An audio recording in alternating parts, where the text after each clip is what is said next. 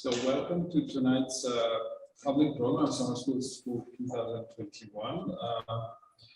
I'm pleased that tonight we have two presentations lined up. We will start with a presentation by Minna Henriksson. Minna, welcome. Thank you. I will briefly read something from your biography and maybe something from an abstract that you sent. So Minna Henriksson is a visual artist that works with a disparate range of tools, including text, drawing, linocut, photography. She studied art at Brighton, Helsinki and Malmö. Her work is often collaborative and relates to the anti-racist, leftist and feminist struggles. In recent years, her work has often dealt with archives and histories. Her work is research-based and engages with covert political processes that appear to be neutral or natural. In 2016-17, Henriksson was awarded the Annie and Henrik Sussman Award for Artistic Work committed to the idea of democracy and anti-fascism. For the presentation tonight, Minna will present various projects from 2005 to today, where she has visualized networks, connections, and phenomena in contemporary art scenes of selected cities. Most recently, Minna has done mappings of the evolution of pseudo-scientific discipline of race science. In the presentation, Minna will speak about the urge to do these mappings, the methods chosen, and visual outcomes, as well as the impacts and consequences of exhibiting them. Minna, thank you so much for being with us this year and for doing this. Hopefully next year we will have you in Pristina in person for the program. The floor is yours. Thank you very much. It's really, do you hear me okay? Yes. Yeah, okay. Yeah, it's really very nice to take part in this summer school, although virtually, but I have been attending lectures on several years in person in the summer school, so I know the setting and the situation, and it's a really great initiative.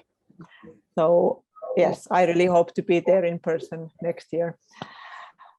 Yeah, so Albert and Vala invited me to speak about my mapping project, and I have some slides, and I will now start to share them. Yes. So I will be talking, but if you have some urgent questions, you can interrupt me anytime. Just speak up and I will probably hear you. So yes, so I'm talking about, as Albert said, I'm talking about various different kinds of mapping projects I have done over the years since 2005 until recent years. Here in the bottom is my website and my email address in case you will need it. So yes, first I will tell about maps of art scenes that I did between 2005 and 2009.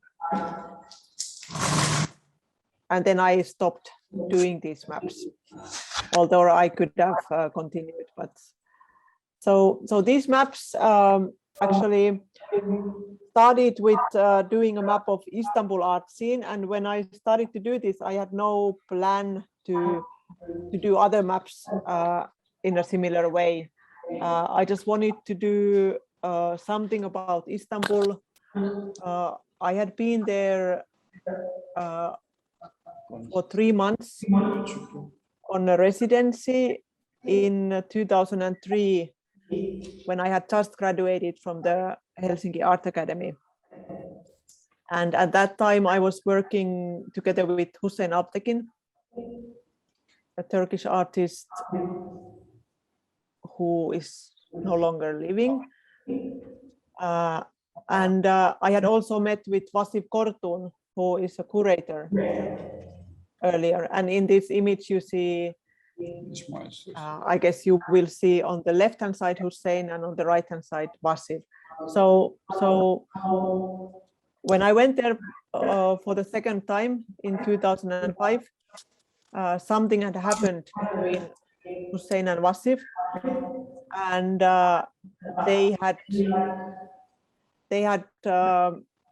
kind of, yeah, there was an argument between them.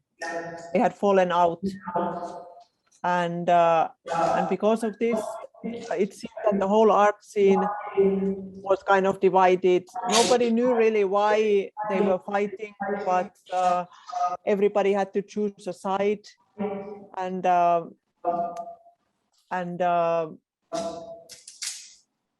yeah, and also I came from outside, and I knew both Hussein and Vasif from before, but because I was invited by Hussein, I was not welcomed by Vasif, and this felt very strange. So that's why I then ended up doing this kind of mapping of the Istanbul art scene. And when I say art scene, I mean this kind of contemporary, international contemporary art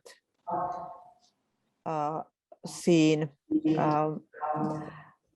And so in this mapping, there are various people, individuals. I've written their first names there, and it is I have drawn these lines between these people, and in these lines, I go back to the previous image. So in these lines, I have written information that I have heard from other people about these people. So they are very much about what I have been told by others about these people. So you could say that they are in a way rumors, gossips, but I would say that yes, they perhaps are, but at the same time they are information which influences the dynamics in that art scene. So even if they are this kind of nonsense information, they are still important for the dynamics and power positions in that art scene. So I made this Istanbul map, and then I thought that this is it, and I will not make another map of another art scene, because I thought that this is really something that illustrates the art scene in Istanbul. I had just graduated from the art school, and I was perhaps a bit naive, but I thought that in other places, especially in Helsinki, the art scene would be kind of determined by professional relations and actually what people are doing rather than their relations and histories with each other. But then I was invited to make a similar kind of mapping in Zagreb in 2006, and somehow I agreed to do it. I accepted the invitation. I was invited by Miroslav Kraljevich Gallery, and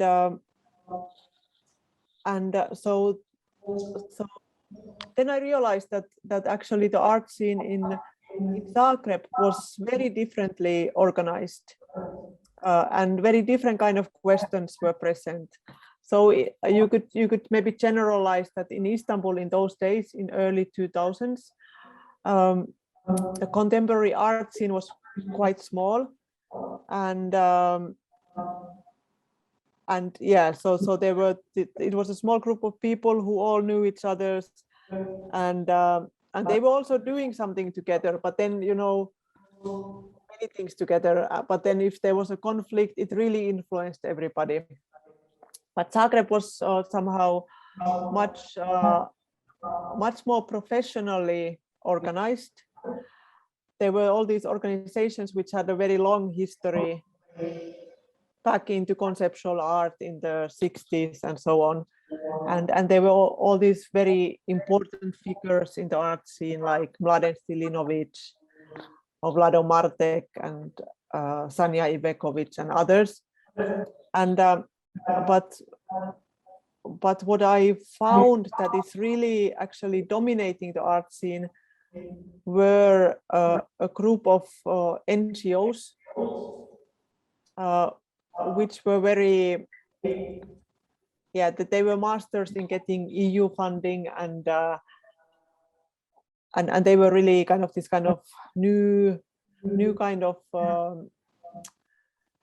structures, which would easily get funding from EU and other international sources, and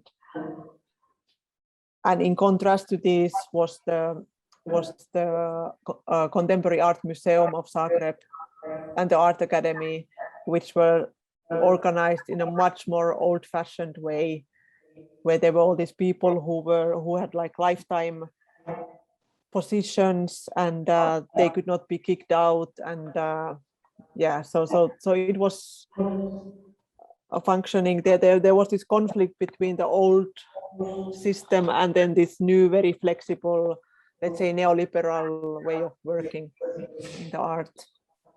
So that was very educative for me to understand this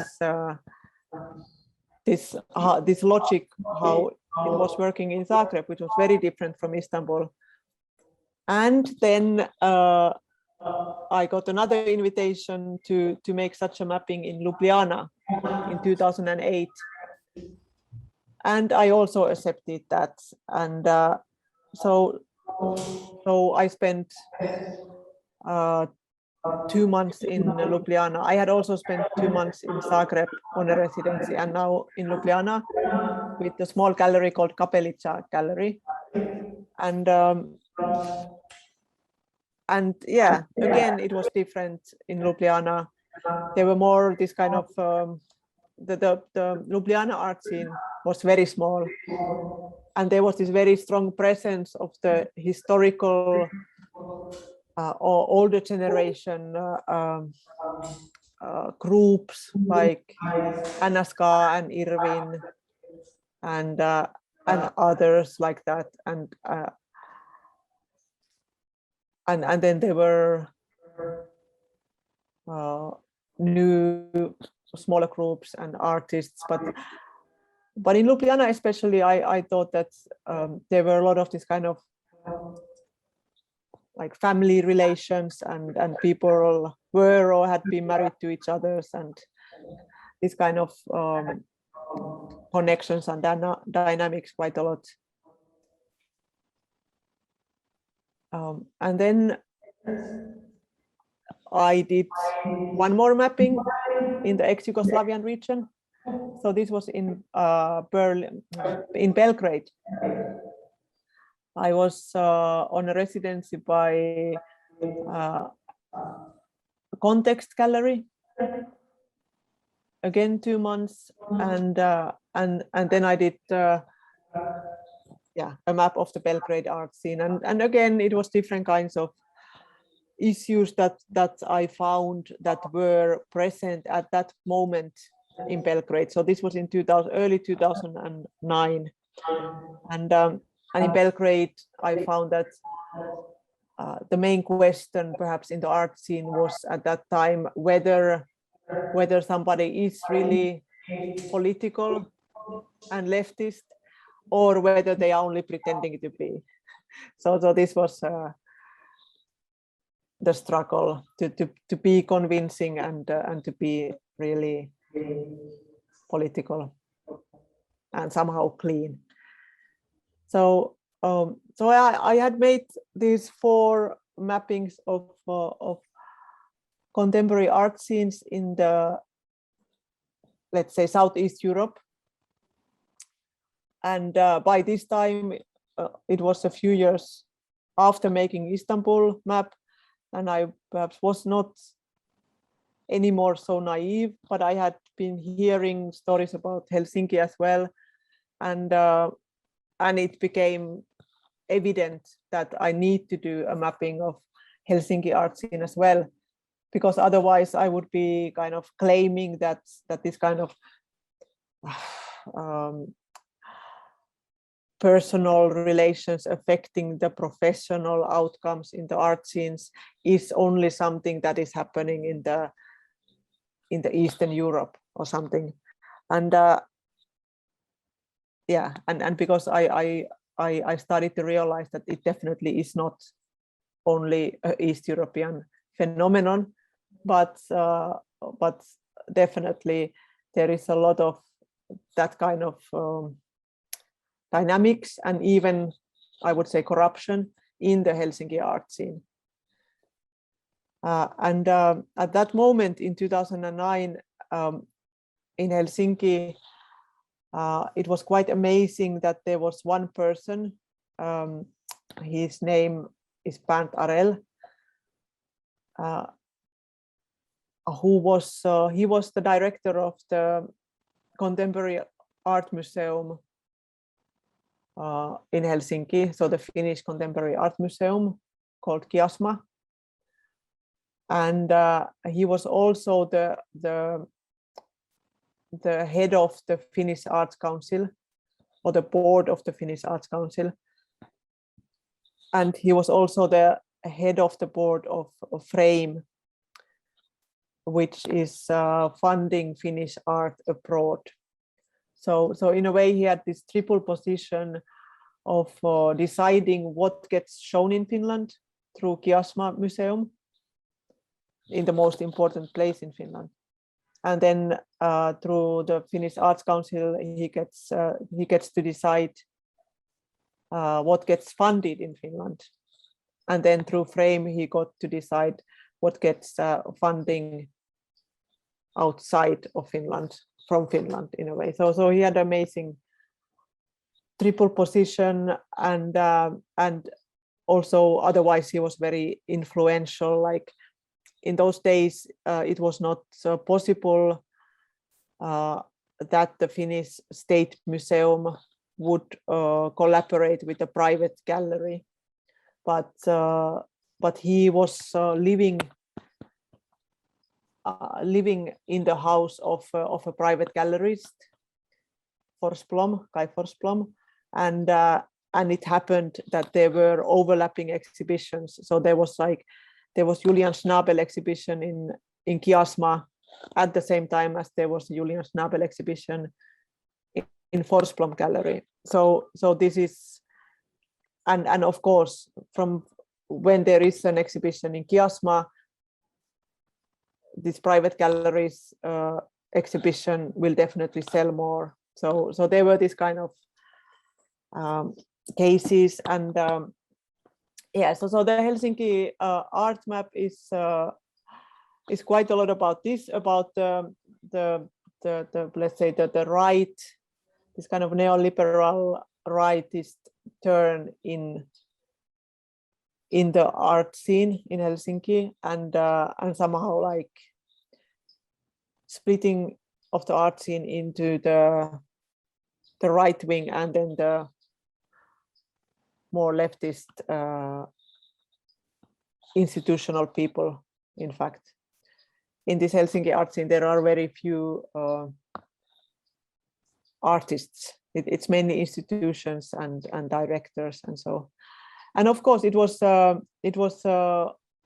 totally different to do a map of Helsinki compared to Istanbul, Zagreb, Ljubljana, and Belgrade, because in these other places, I was only visiting. I was only there for 2 months or 3 months, and I didn't know much beforehand. So I was putting in this map more or less everything that I heard, what was told to me during this time that I was visiting that art scene.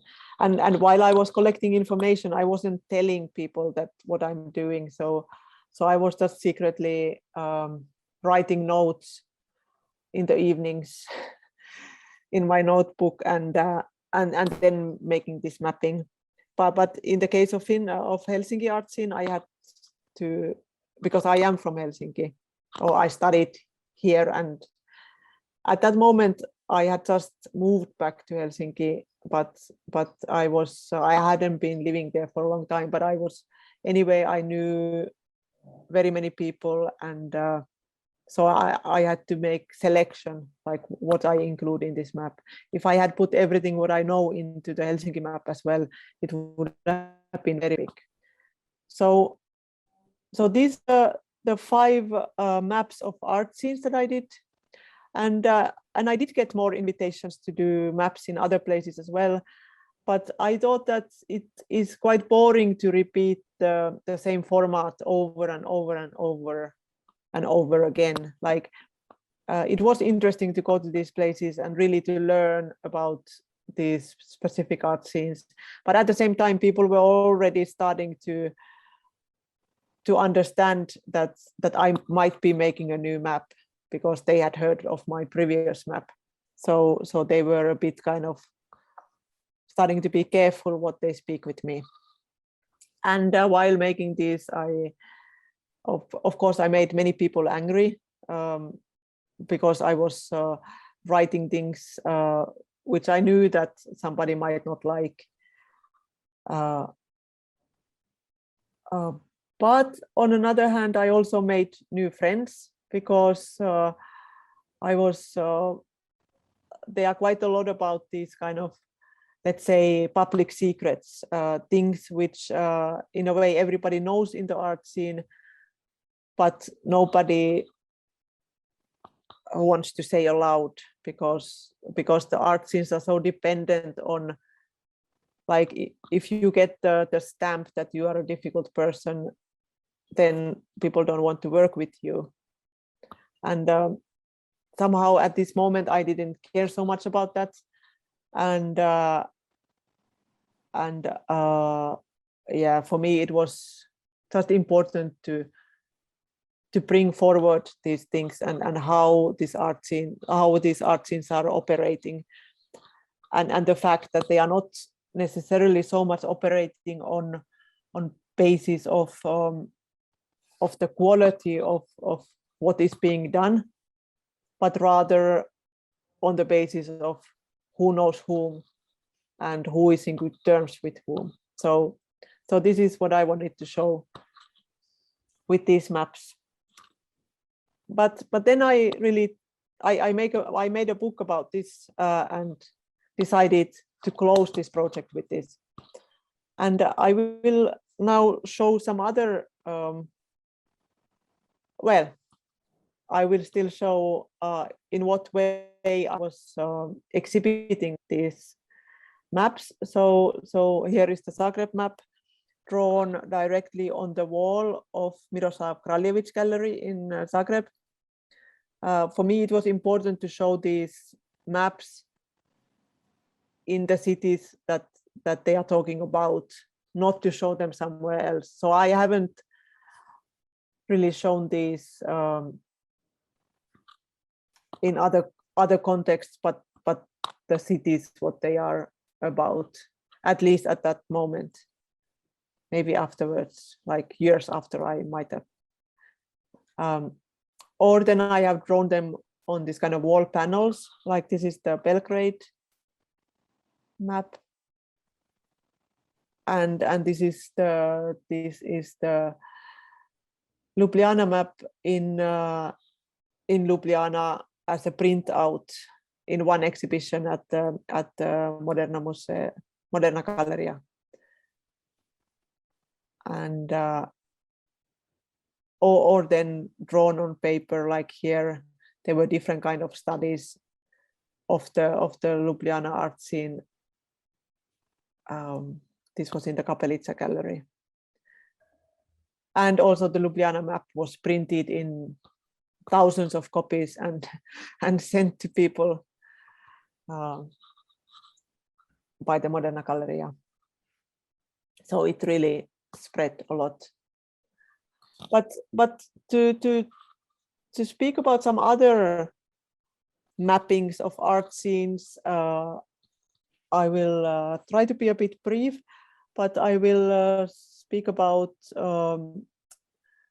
a project I did in 2016 in Amsterdam. So there is the Appel Art Center, where there is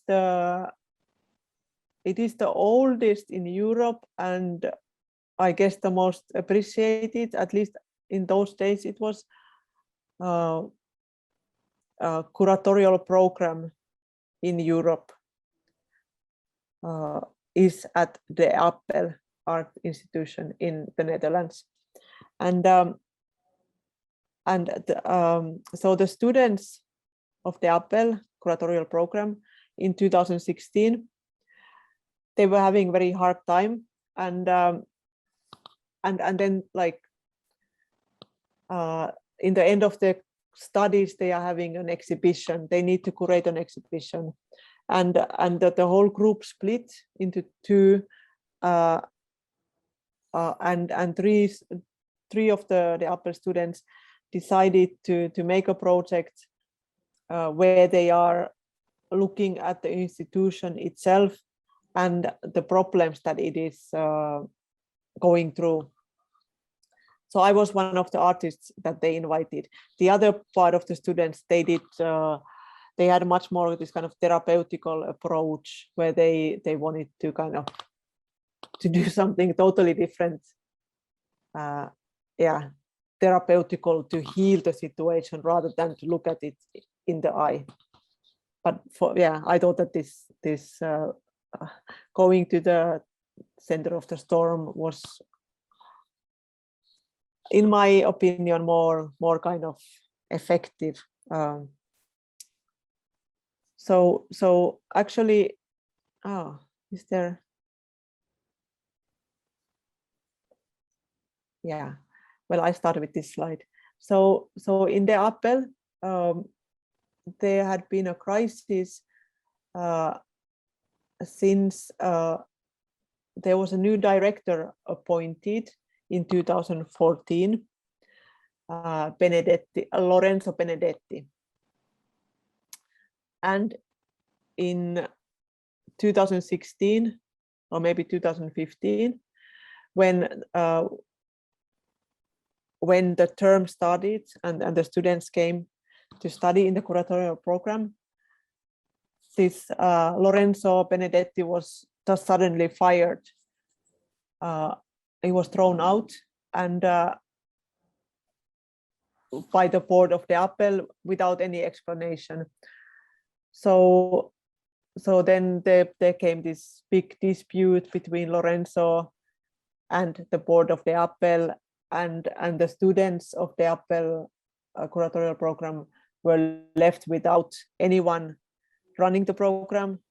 So it was a group of people moving from different places, from Nairobi or Indonesia, or different places in Europe, moving to Amsterdam for 1 year, and they come to this program which nobody is running, and which was in a really big mess. So they were quite upset about it, and but somehow for me, like listening to this issue, I thought that I was reminded by many other similar cases that had been taking place in different art institutions in Europe, similar times. So for example, in 2015, Clementine Delis was kicked out in Germany as the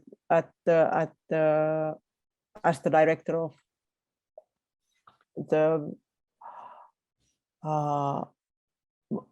of a museum in Frankfurt, or in Helsinki. There were a couple of cases in the art university where staff director or a professor were suddenly kicked out.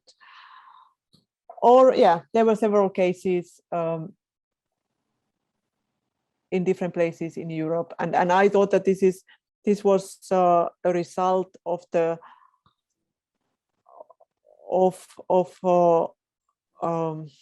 financial cuts, which also happened in the Netherlands and elsewhere in Europe, and as a result of which these art institutions had to make a new board where there would be all these representatives of different companies in the board. So, and as a result of this, these art institutions became run with a very corporate logic. So in a way, it wasn't anymore the artistic contents which were valued, but the profits. So this, it seemed like this was the reason why also Lorenzo Benedetti was kicked out, because he wasn't so good with the numbers. He was more perhaps with the contents and these kind of things. Yes, so I did a set of drawings about this conflict. I spoke with different people. I spoke with some people from the board of the Appel, with the students, with the staff of the Appel, with some tutors like Charles Esche or Annie Fletcher and others. And I made these kind of drawings kind of from different point of view of the, like, how did they see the situation and what did they think, why was Lorenzo Benedetti thrown out? And yes, and there were several drawings, looking at it from different directions. And there was also the artist support group of local artists and international artists who made this campaign to support Lorenzo Benedetti. So then I compiled these little drawings into bigger drawings, in like I copied them several times and made this kind of different layouts and then wrote additional texts directly on the wall. And so this was, when you went into the De Appel Art Center, it was right there at the entrance. So whereas the Appel had been doing everything to quiet this, to silence this this conflict which was going on. So actually, with my work, it was very difficult to avoid it. So, and it continued on the other side of the wall with this kind of mapping. Albert, how are we with time? We are okay. We have 10 more minutes, I think. Okay, I will try to be quick. Start? Yeah. So go ahead. Yeah, I can speak another 10 minutes. That's great. Yeah. So I might drop many projects from this slideshow that I put here, but I want to speak about this as well. So this is this was a project called Abstracta, which I was commissioned to do in 2018 for the Documenta studies. So Documenta studies is a program of Kassel University in connection with the Documenta Institute.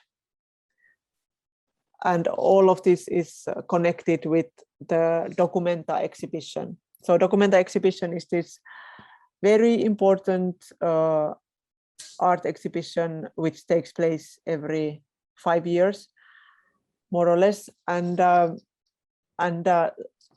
first one was in 1955, and it's in the city of Kassel, which is in the former Western Germany.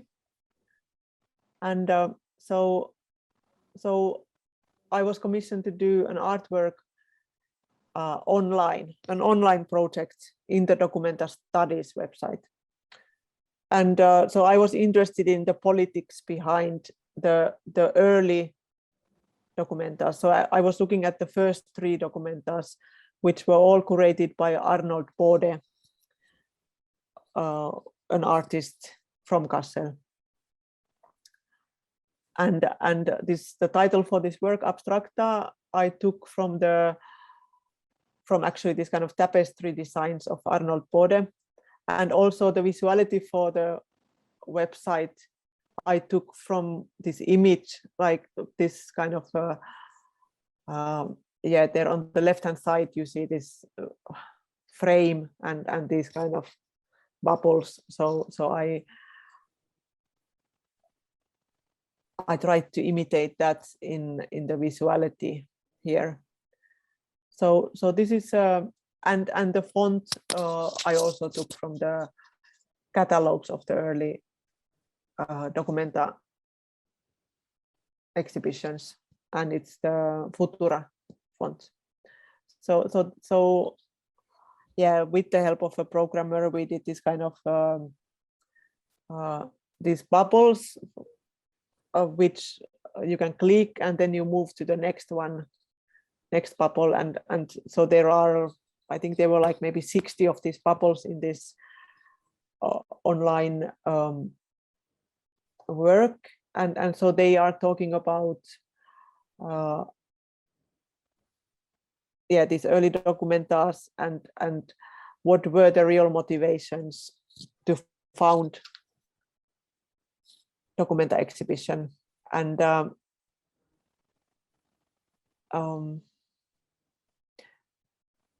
yeah, and it's been very much said that Documenta was an attempt to erase the Nazi history or the damage that Nazi Germany had done to art in Germany. But in fact, the way I observed it, and so all these texts, they are various quotes from various different publications from some archives, including the Documenta archives. And so what I'm here saying is that that rather than having the agenda of anti-fascism, the real agenda of early Documentas was anti-communism. So and it became very obvious because any kind of more leftist abstract art, because early Documentas were all about abstract art and abstraction as a world language, but it was a very Western understanding of abstraction. So any more political art forms, for example, the Russian avant-garde, or then also German artists like John Hartfield or Georg Krotz, they were excluded. And also Jewish artists. There were no Jewish artists in the first Documentas at all, although they would have definitely, many of them would have had a place or justification to be there, but they were not invited. So yes, so this work is talking about this kind of issues.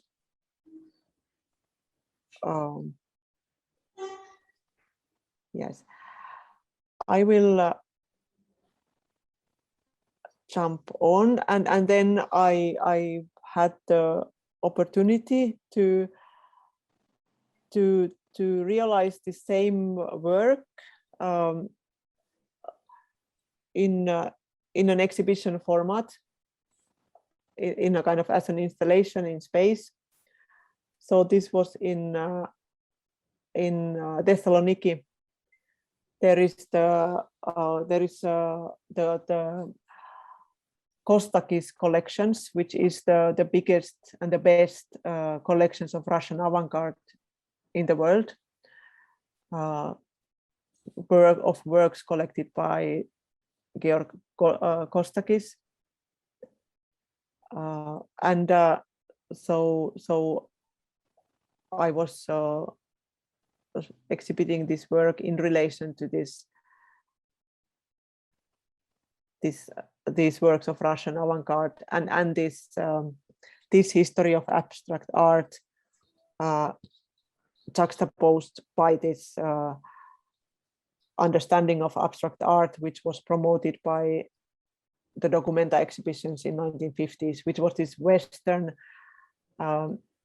depoliticized understanding of abstract art, where it became mere decoration. And that's why also here I chose this kind of pastel colors of 1950s, because yeah, this abstraction that Documenta's promoted was more or less this.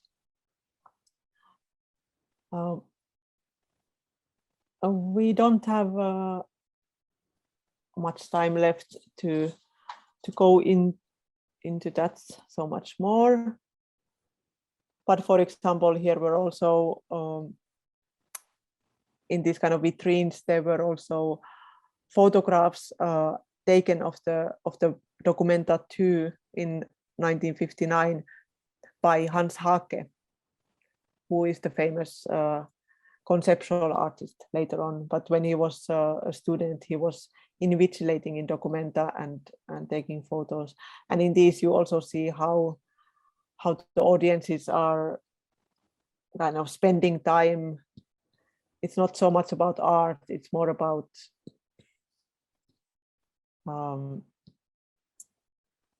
hanging out in the exhibition spaces, perhaps.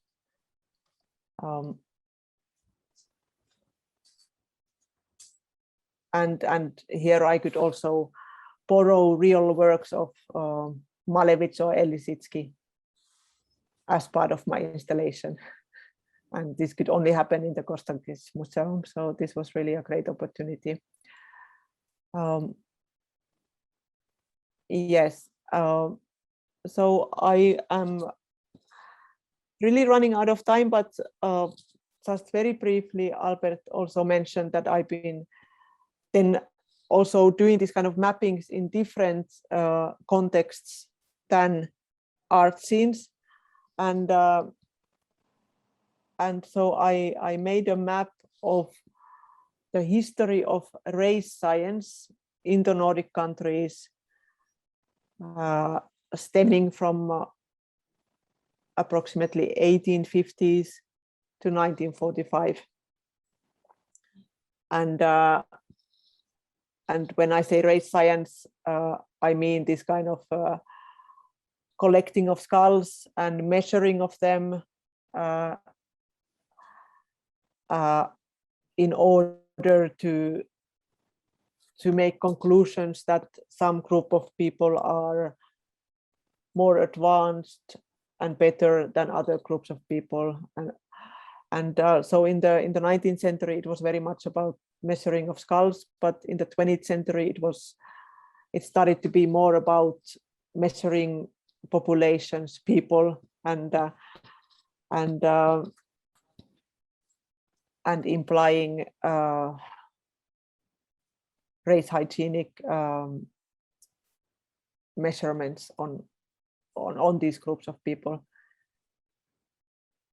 And so I was commissioned by the Swedish History Museum to do this mapping, and I was working together with an archaeologist, Fredrik Svanberg, who is here in the picture, and we visited many skull collections and other. Went through a lot of kind of products, outcomes of this racist science, but I felt that it is unethical to display these So here, actually, in these boxes, it's all skulls. This is from Helsinki, from the Natural History Museum. So I thought that it's unethical to show this because you don't like. There's no way of knowing how these skulls ended up in these collections, and in most cases, who does this skull belong to? Who is the person?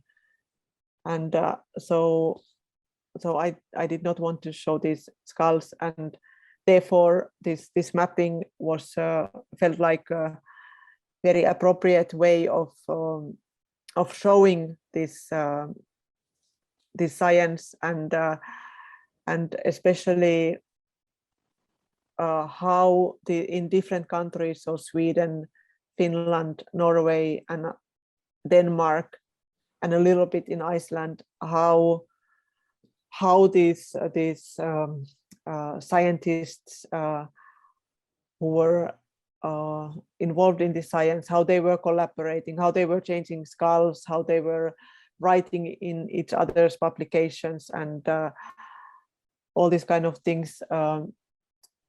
But also how places like natural, like ethnographic museums of different countries, how did they also get involved by also collecting skulls, or then yeah, they were in many ways involved, or then art academies in many countries yeah, were also educating artists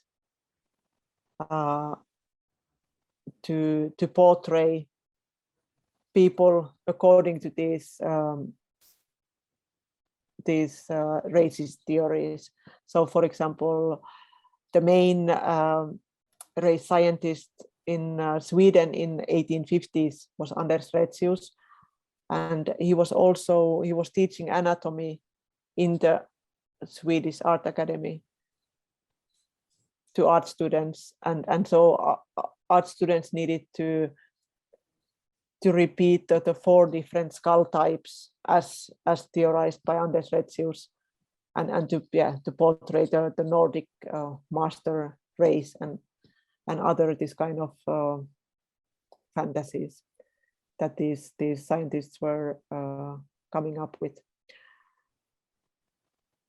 Yes, and so for me, I will just end here by saying that it was very interesting to work with a historical museum. So this is the Swedish Historical Museum. So it is in the way the National Museum of Sweden, and this museum is very strict by showing only facts.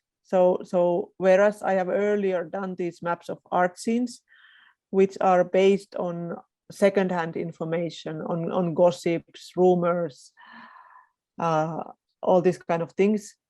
So in this mapping, I could not involve any of that. So everything that I was putting in this map was checked by Fredrik, who I was working with. So I needed to show a reliable source to every piece of information, because the Swedish History Museum is showing the so-called truth. They are showing things which can be proven to be some kind of facts. And also because this context, to put somebody into this context with kind of not being so sure whether they belong there, it's quite an accusation. So in a way, you would be saying that somebody is racist, and if you don't have proofs for that, it's not so good. So this was very interesting for me to make visually, formally, to repeat the same format as I had done before, but then on another hand, to deal with such different kind of material, and and really to check everything. And but I think that in this case, it actually, this work became stronger, because it really is so that everything what you read there is not some speculation, but it is it's somehow proven.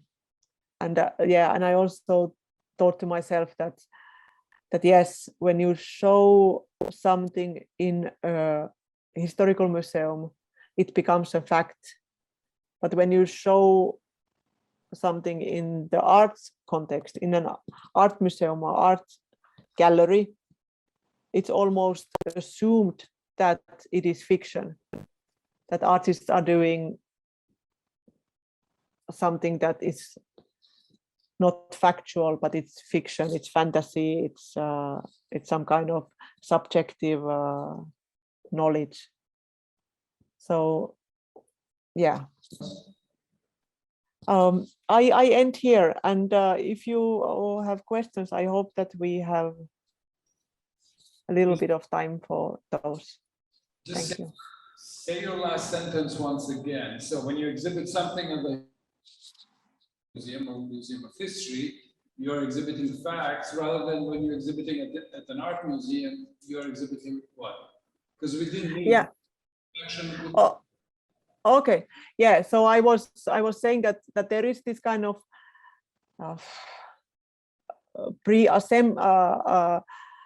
it's like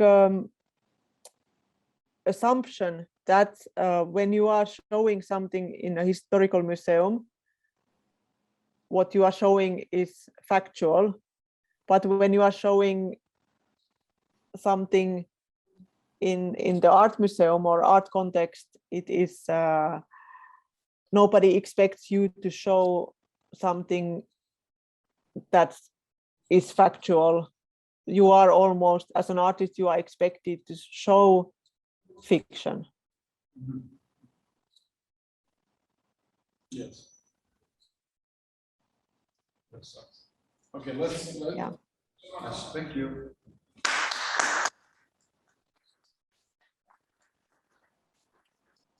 It's an exceptional practice and the experience, I guess, also. With everything, I'm opening the floor for questions if there are any. At this time, I have to. Right?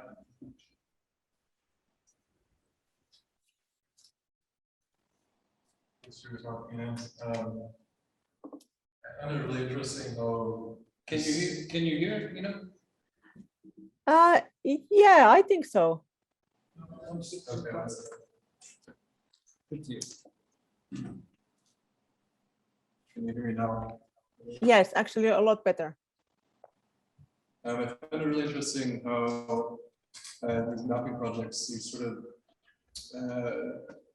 I guess your role to be as an artist versus something like an anthropologist or an ethnographer is really, can be quite ambiguous, it seems. And I was curious, maybe just, do you have any thoughts as to sort of what you learned about maybe the sensibility of an artist, the practice of an artist, the role of an artist, by way of doing this work that was more ethnographically oriented, and how you think maybe anthropology or related disciplines can inform art and vice versa?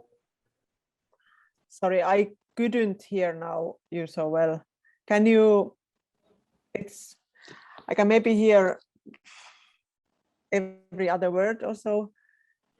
Should I just say it more slowly, or was it the volume? Yeah, maybe more briefly and more slowly. Thank you. Yeah, like I was saying, I found it interesting how you sort of were inhabiting both the role of an artist as well as that of maybe an anthropologist or an ethnographer. I was curious about what you learned about the work and sensibility of being an artist by way of sort of reaching out beyond that. And then additionally, what you think a discipline like anthropology or related disciplines in the social sciences and the humanities might have to offer to artists in their work, and vice versa, what sort of inviting a more artistic sensibility or methodology, what that might offer to the more academically oriented disciplines. Okay, I think now I heard it better. Yes, so yeah, first was like, what did I learn from this kind of more anthropological approach as an artist? Yeah. yeah. Oh, yeah. Do you mean this my last or this kind of more race science, or, well, I would say that also these art scene maps are quite anthropological. Yeah, I thought those are very much like doing an ethnography of the community. Yeah, but yeah, in a way, this is the way I work quite a lot. So I work with informations. I work a lot with history nowadays, but yeah, and thinking about what is political and what is yeah.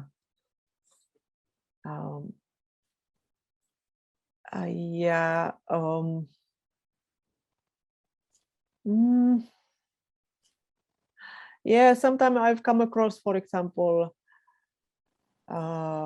some history researchers saying to me that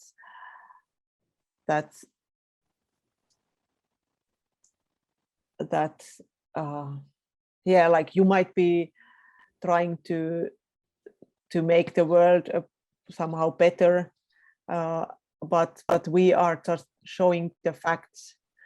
We historians are merely showing the facts.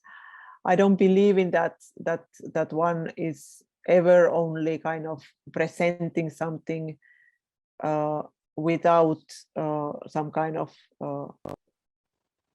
motivations in the background. But as an artist, you have the permission to be more subjective, to be more political, to be more critical, to make your choices more like you don't need to hide those in the same way as many researchers need to do. Maybe that's something that I have learned.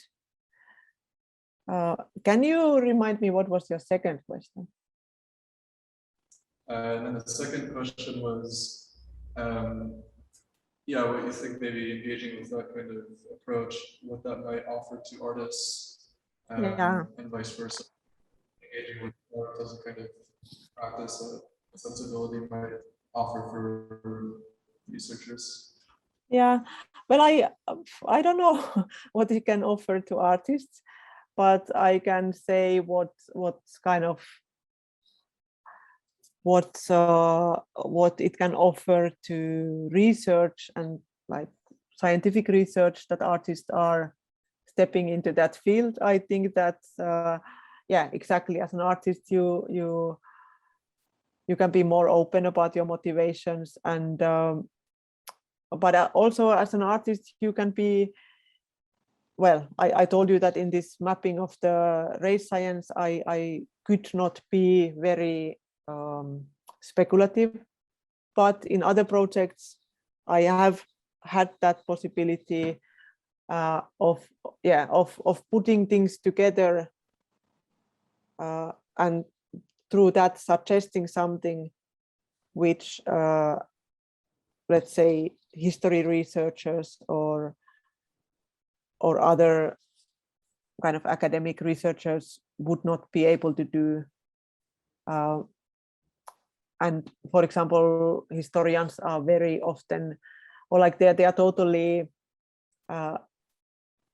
dependent and tied to having, let's say, the primary sources of things, like of historical events. Whereas as an artist, you can speak about things even if these primary documents are missing. Like there are events which we know that took place, but all the evidence has been destroyed.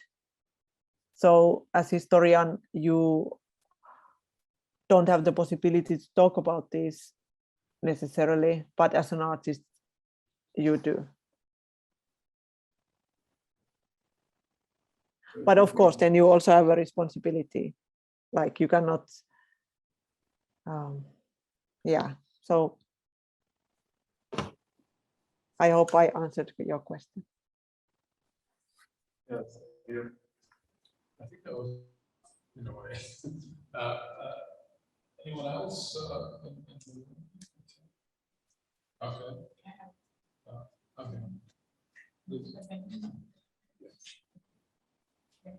Hi. So I've seen some of your interviews, and I studied around, and I saw that you were really very relevant in the coastal art scene, especially in the early 2000s and in the past years. I was wondering if you ever thought about doing the art scene map for Kosovo, and if not, why? I think that Albert has sometimes asked me if I would do one, but somehow I thought that when I did those 5 maps, I really thought that I'm not doing those anymore, that's enough. And but also I thought that this is kind of this is maybe a tool which anyone can apply, and I've been thinking and actually I've been also hosting workshops afterwards with locals, like younger generation local artists and art students, where we have been together discussing and building such maps. So something like this, I would find something like this more interesting, where it would really come from inside and not from outside.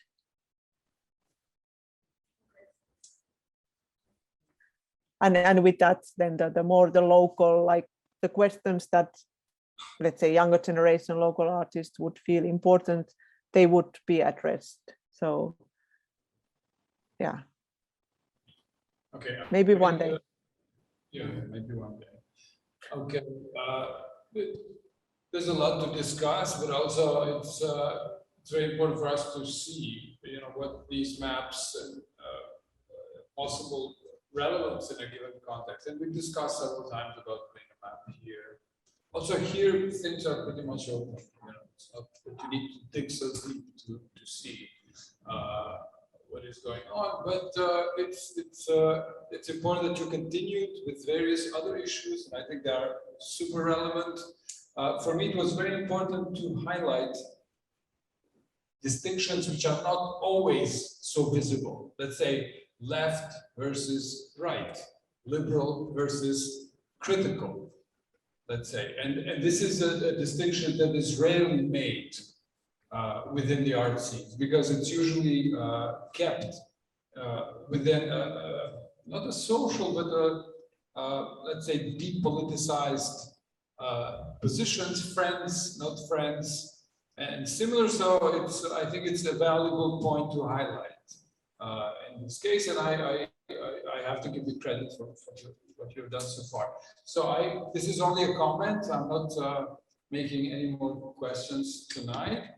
I want to thank you very much for doing your presentation in this in the program this year, and hopefully we'll be able to continue the collaboration. Thank you so much, Minna. Thank you. Greetings from Helsinki. I would love to be there. Maybe next year. Bye-bye. Thank you. Okay, so we will just do a technical check. We have to connect with the second presentation for the evening. We will not do a break. We were a bit late and they're waiting for us. So if you're okay to continue, or do you want to do a small break? Let's vote on the break. No break. Okay. One, should we respect the one that wants to break? Two.